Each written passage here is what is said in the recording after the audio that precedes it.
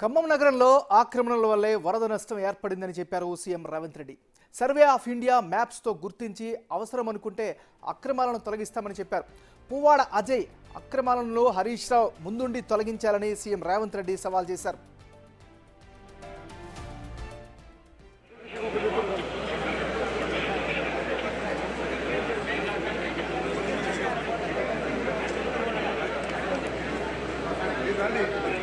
Machine కాకతీయతో చెరువులను పటిష్టం చేశామని చెప్పారు. ఇప్పుడెందుకు చెరువులు తెగిపోతున్నాయని ప్రశ్నించారు. ఓటు వేసి గెలిపించిన ప్రజలు తమను కాకపోతే ఫామ్ హౌస్లో పడుకున్న వారిని అడుగుతారా అని తెలిపారు.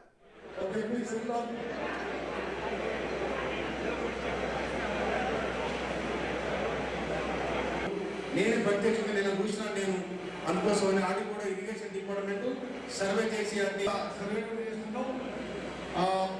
జిల్లాలో ఎక్కడ అవసరమైతే అక్కడ రిలీఫ్ క్యాంపులు పెట్టి మామూలుగా అడుగులు లెక్కేస్తే వాళ్ళే 23 అడుగులు అయిపోతుంది సార్.